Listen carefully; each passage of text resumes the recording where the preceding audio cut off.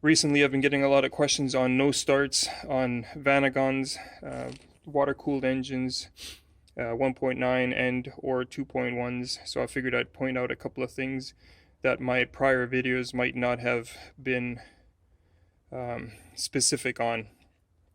So obviously everybody knows where the distributor is, and you've got the little Hall sensor harness connector, and that's the one that I said you disconnect, and you want to ground with the key on. You want to ground that center lead to an engine block or any clean engine ground, and every time you touch it to ground, you should get a spark coming off of the center lead. If you hold this away from the engine block, you know, maybe 1/8 of an inch or whatnot, 1/2 an inch. And you should also at the same time hear the injectors clicking and the fuel pump running through the system. That's the fuel pressure regulator. You should be able to hear fuel buzzing or something buzzing. Fuel pump relay and computer relay is in here in the box. They're both identical relays. You can swap them. They're easy to test according to the wiring diagram that's on the side of the relays. There's a positive and a negative of the coil. It should be marked, obviously, if when you look at it closely. There are 2 green wires. If your engine has a tachometer, there are 2 green wires on a single connector. Sorry, I wasn't looking at the camera. So here are 2 green wires. One of them is the control from the computer. The other one is the tach signal going to the tachometer at the front.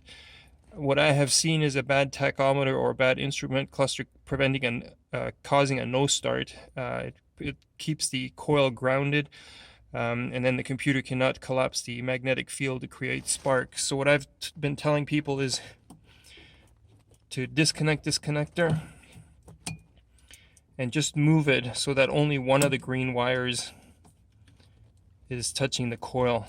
Okay, the coil negative. Then you go crank it and you see if it starts. If it doesn't start, remove the connector or that one wire, tight fitting, and then just rotate it and attach the other wire to the coil.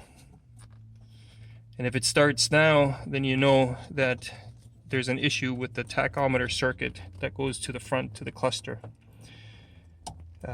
If none of that helped, then you obviously have to go back and make sure that the initial stuff is correct in terms of grounding the coil here.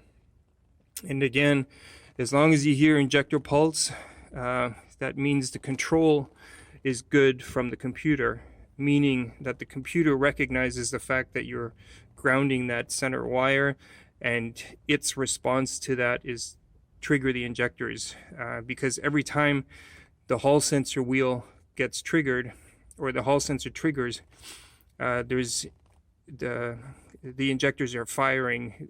All 4 injectors fire at the same time. It's a batch system. So if you hear injectors clicking but you get no spark, control is present. Okay, so then you have to still keep focusing on the ignition side of things, be it a bad coil, too much resistance in the wires, or the actual computer itself. The earlier models, the 1.9 liters, they had an ignition module right here and a little green box that was for idle stabilization. This one here, the 2.1, uses an idle air control valve.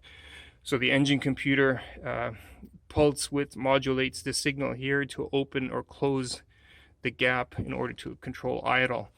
What the earlier module did here, it used the ignition circuit to vary timing, which in return controlled idle. So the computer was controlling idle via ignition timing.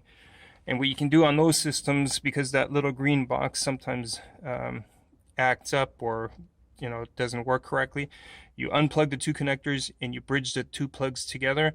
That bypasses the idle stabilization box, which then only leaves the ignition control module. I've seen those go bad too, so keep in mind most of these vans are 20 plus years old. So there could be many things that are going on, and I can only guess as to the common issues that these vehicles have. So if you have any further questions, definitely let me know. I try to answer as best I can, as quickly as I can. But you know, having a car in front of me makes things a lot easier. When I'm sitting in front of at home in front of the computer, things don't come to my mind as quickly as they would here. You know, what's my next step? People ask me, well, you know, I already forgot what the first steps were, and I don't know how exactly you checked everything else, you know, beforehand. So, you know, if I tell people to ground the center lead and they're supposed to be checking for spark, is the lead too far away from ground? Is it too close to the ground?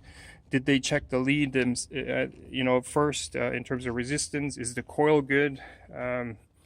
Yes, there are resistance values for the ignition coil, but you know, sometimes they're not really helpful either. Best way to check an ignition coil is to current ramp it with an inductive current clamp, but obviously you guys don't have that, so yes, resistance checks would be your way to go. I've seen coils that tested fine in terms of resistance, but they still didn't produce spark. I can't explain it, but I've seen it. I put in a different coil and the car runs.